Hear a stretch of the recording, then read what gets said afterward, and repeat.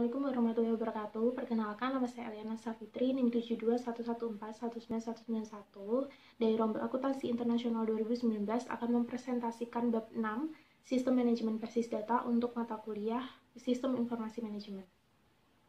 Pertama, kita akan bahas tentang organisasi data. Yang pertama, kita akan bahas tentang hierarki data.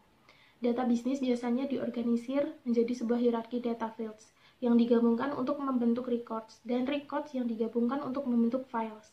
Definisi umum basis data adalah koleksi dari seluruh data perusahaan berbasis komputer. Yang kedua, ada spreadsheet sebagai sebuah basis data sederhana. Tabel dengan baris dan kolom dapat direpresentasikan di dalam sebuah spreadsheet. Karena banyak sekali pengguna tidak asing dengan spreadsheet, ia menjadi cara yang berguna untuk memperkenalkan konsep basis data. Kolom pada spreadsheet merepresentasikan data fields, dan judul kolom memuat nama-nama data field. Yang ketiga ada flat files. Alasan mengapa sebuah tabel harus merupakan flat file adalah karena komputer membaca data fields dari sebuah record sesuai urutan. Alasan kedua adalah flat file memperkenankan struktur basis data relasional untuk dinormalisasikan. Yang selanjutnya ada field-field kunci. Kunci dalam sebuah tabel merupakan sebuah field atau gabungan dari dua atau lebih fields yang memuat sebuah nilai yang secara unik mengidentifikasi setiap record di dalam tabel.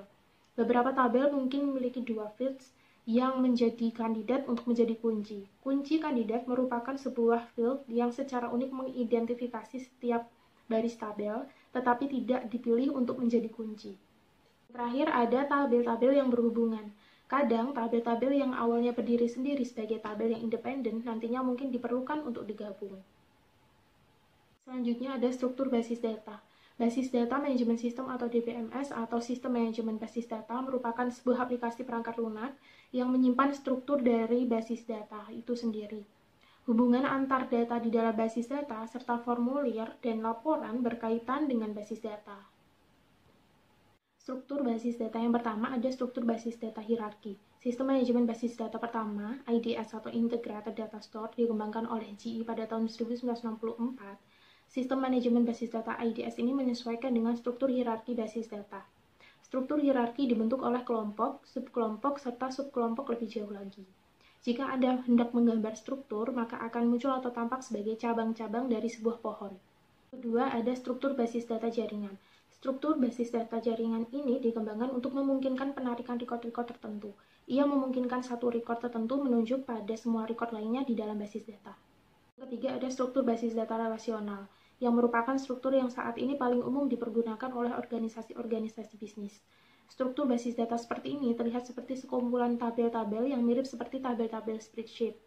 Relasi di antara tabel tidak disimpan sebagai penunjuk atau alamat, sebagai gantinya relasi antara tabel bersifat implisit. Selanjutnya, contoh-contoh basis data relasional.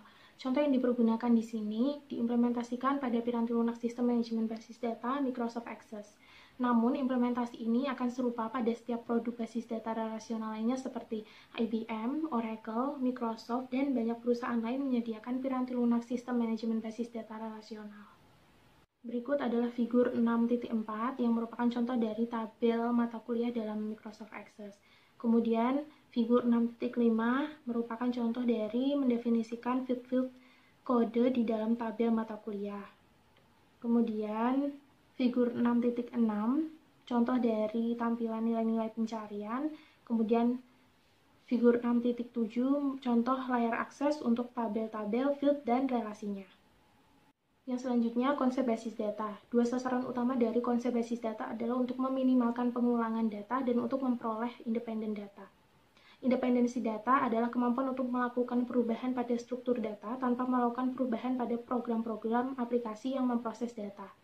Kemudian yang kedua, kamus data, mencakup definisi-definisi dari data dan dikendalikan oleh sistem manajemen basis data. Selanjutnya, membuat basis data. Yang pertama, menentukan kebutuhan data. Dua pendekatan dasar untuk menentukan kebutuhan data. Yang pertama, pendekatan yang berorientasi pada proses atau proses oriented. Untuk mendefinisikan kebutuhan data dalam suatu pendekatan proses oriented akan dijalankan dengan langkah-langkah berikut. Yang pertama, mendefinisikan masalah. Yang kedua, mengidentifikasi keputusan yang dibutuhkan, menjabarkan kebutuhan informasi, menentukan pemrosesan yang dibutuhkan, dan terakhir menentukan spesifikasi kebutuhan data. Kemudian pendekatan yang kedua adalah pendekatan pemodelan perusahaan. keuntungan dari pendekatan ini bahwa ia mengambil keuntungan dari sudut pandang sumber data perusahaan yang luas. Kelemahannya adalah kesulitan dalam mengaitkan data dari satu masalah bisnis ke data dari masalah bisnis lainnya. Kedua, teknik-teknik pemodelan data. Permodelan kebutuhan data didukung oleh teknik-teknik yang menguraikan data. Bagaimana data diagregatkan ke dalam tabel dan bagaimana tabel dihubungkan satu sama lain. Selanjutnya, diagram relasi entitas. Digunakan untuk menguraikan hubungan antara kumpulan-kumpulan data konseptual sehingga record-recordnya saling terhubung akan dapat digabungkan bersama. Selanjutnya, diagram kelas. Digunakan untuk menguraikan hubungan data maupun tindakan-tindakan yang mengoperasikan data di dalam relasi. Yang selanjutnya menggunakan basis data. Yang pertama ada laporan dan formulir. Mayoritas interaksi pengguna dan basis data adalah melalui laporan dan formulir. Perbedaannya adalah dalam formatnya. Formulir secara tipikal menampilkan record saja dalam satu waktu dan tidak memberikan istisar data. Sedangkan laporan adalah data teragregasi dari basis data yang diformat dengan cara yang akan membantu pengambilan keputusan. Kemudian yang kedua ada query, yaitu suatu permintaan kepada basis data untuk menampilkan record-record yang dipilih. Yang ketiga ada bahasa query terstruktur atau Structure Query Language atau SQL, adalah kode yang digunakan oleh sistem manajemen basis data relasional untuk mengerjakan pekerjaan-pekerjaan basis datanya. Kemudian yang keempat, ada pemrosesan basis data lanjutan atau Online Analytical Processing atau OLAP. Ini digunakan untuk mengetahui jumlah dari seluruh nilai untuk entitas-entitas tertentu. Kemudian yang selanjutnya adalah personel basis data.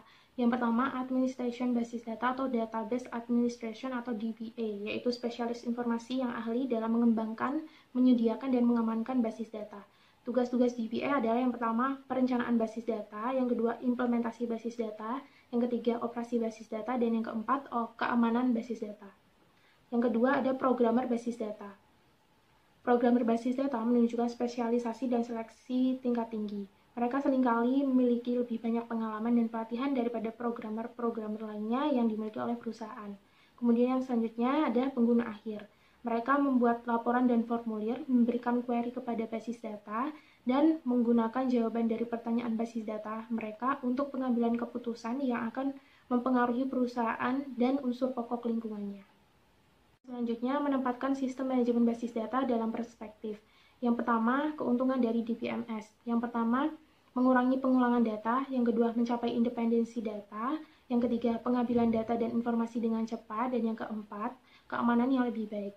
Sedangkan kerugian dari DBMS adalah membeli piranti lunak yang mahal. Yang kedua, mendapatkan konfigurasi piranti keras yang besar. Dan yang ketiga, memperkerjakan dan memelihara staf DBA. Dan presentasi dari saya, mohon maaf apabila ada kesalahan. Terima kasih. Wassalamualaikum warahmatullahi wabarakatuh.